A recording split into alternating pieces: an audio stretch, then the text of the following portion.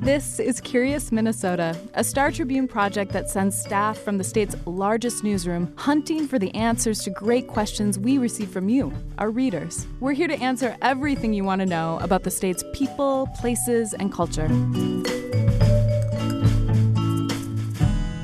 Welcome to Curious Minnesota. I'm your host, Eric Roper. The death of George Floyd in police custody has cast an international spotlight on Minneapolis and spurred nationwide discussions about police reform. A majority of the city council has pledged to, quote, begin the process of ending the Minneapolis Police Department. Precisely what that means remains to be seen. But this topic has been simmering for many years at Minneapolis City Hall, and reporter Andy Mannix joins us today to provide some context about past attempts at reforming the department. This background could be very useful in the weeks and months to come as the city wades further into the issue.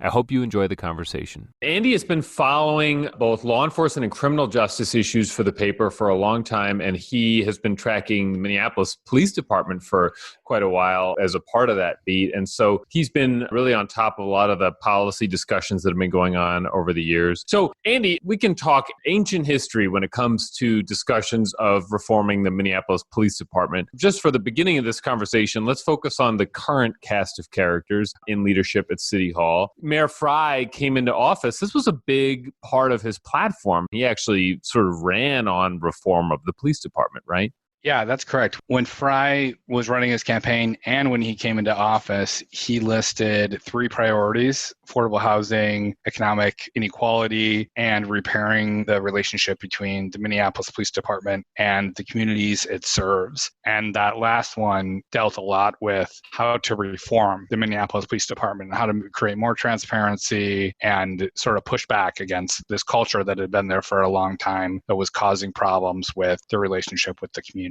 Do you see any sort of core successes that he's had since then, or that the city leadership has had in those years? I think it's been mixed. You know, one thing that you can point to as a success is that he, after the shooting of Justine Damon, and after it came out that the police officer who shot her was wearing a body camera, but it wasn't on, Minneapolis Mayor Jacob Frey and Chief Arredondo both came out and said, we're going to really tighten up the rules here on body cameras, because if people aren't turning them on during these times when we desperately need an objective point of view of what happened in an incident, then why do we have them? So to their credit, they really tightened up those rules. They said, we're not going to stand anymore for people not turning them on. We're going to do these regular audits. People are going to be disciplined if they're not turning them on. And the rates of people turning them on went way up. Then there's some mixed examples, like you have Frey coming out very publicly in, I believe it was his State of the City speech, and saying, we're going to become the first city in America to ban this warrior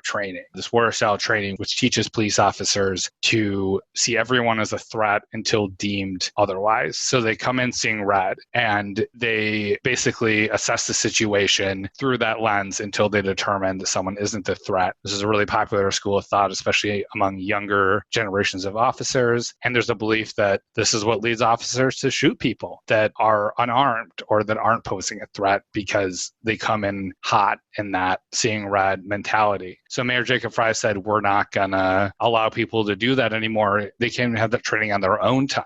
The police union basically comes out and says, well, you can't tell us what to do on our own time. And in fact, we're going to offer free training for Minneapolis police officers who want this warrior style training. Mm-hmm. So, he's come out. He really has, I think, thrown down some markers and tried to do some concrete things, but the success has been mixed. And so, here we are today where we have a majority of the city council proposing dramatic changes to the Minneapolis Police Department, although it remains sort of unclear precisely what they have in mind. Rewinding 2 years ago, there was another sort of flashpoint, much less intense than today, where the city council really wanted to assert more control over the police department. So what was driving that, and what was sort of the big discussion there? So you have in the 2017 election, a new mayor elected, and then a lot of new city council members. And this was really a pushback on what a lot of people saw as like the stalwart. These council members have been around too long. They're not progressive enough. So in that election, we lost a lot of people who had been there for a really long time. And the city council gained some really fresh new faces. For example, Philippe Cunningham and Andrew Jenkins, the first two transgender city council members of color in the United States, both elected in the same election in Minneapolis. You have people like Jeremiah Allison, who came to prominence as a political candidate out of another police shooting that happened in 2015. Where he was at the protest, right?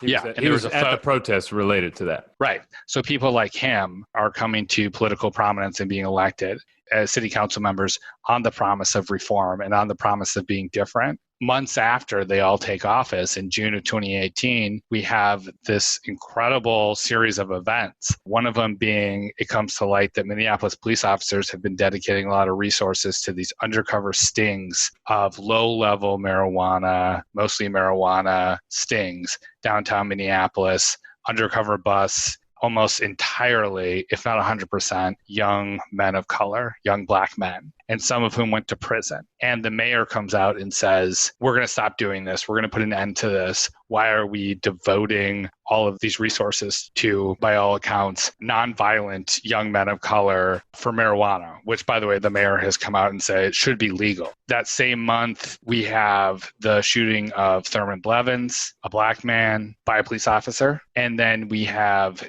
the ketamine controversy, which came out after the Star Tribune reported. You reported. After I reported that there had been a study by police oversight civil rights investigators that had at the time never been published and had been kind of sitting on a shelf for a while, that showed that Minneapolis police officers were urging paramedics to sedate people with ketamine in situations where it just didn't really seem necessary, but they're sedating them with this drug that ends up leaving a lot of them in the hospital with a breathing tube down their throat. So all this happened in a month. And in this month, the city council, largely made up of these new people, realize they don't have any power over the police department. We have what's thought of as a weak mayor system, strong council system, which means that a lot of stuff has to go through the council. The mayor doesn't have a lot of executive authority, but one of the few places he does is he has executive authority over the police department. So the city council basically said, we want to change the charter. We want to change the Minneapolis Constitution, and we want to make it so there's shared power over the police department. And as you say, this became a hugely explosive issue. And Fry opposed that measure. Fry massively opposed it. And, from his perspective, he's a new mayor. This goes back to the original charter of Minneapolis. And, I think a lot of people saw it as challenging his authority or challenging his ability, a sort of vote of no confidence. Mm-hmm. And, he's a new mayor, he's young, he's coming in and he's promising to make these changes, and he wants to follow through with that. Mm-hmm. He doesn't want this on his record as like, I'm the one, who needed the city council to help.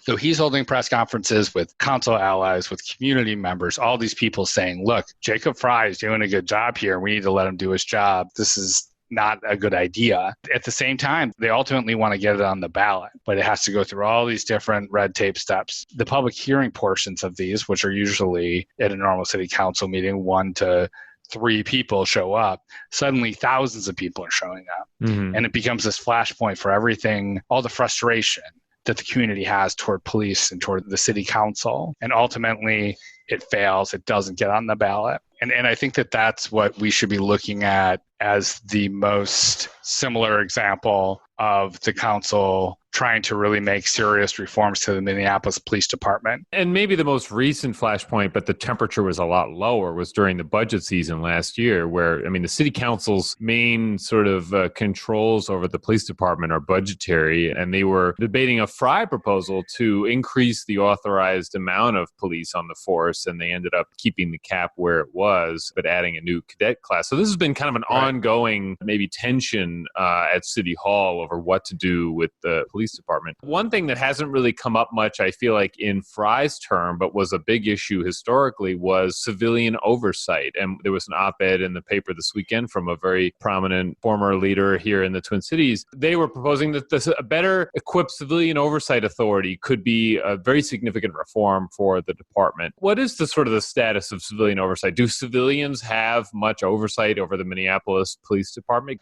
This battle and criticism over civilian oversight goes back to the 80s in Minneapolis. We've had different evolutions of civilian oversight, and they've always been criticized as being ineffective. The current one that we have right now is sort of a mix of police and civilians who have some measure of oversight over police. It's supposed to be a parallel path to internal affairs, which is police investigating police. And we should add that in 2012, the legislature barred the city's civilian oversight authority from issuing findings of fact, which at the time was considered a pretty big blow to the powers of that entity. Right. And soon after that, it was blown up as we know it. But that's when we last had a truly civilian review authority. It was all civilian oversight, didn't have police on it. But even then, they were so ineffective that it got to a point where no one wanted to be on this board because the findings of fact they were issuing didn't even become public information, let alone, get any attention from the police chief who has disciplinary power. So they did have power to recommend discipline, and the police chief was supposed to follow that recommendation, but just didn't. Mm-hmm. And there were lawsuits over this, and there was intense public debate over this. But at the end of the day, they were just sort of ignored. Right. And so, if we look at today, it seems like things have really reached a boiling point among city council members. And we didn't mention the fact that the chief prior to Arredondo, Chief Harto, came into office with an MPD 2.0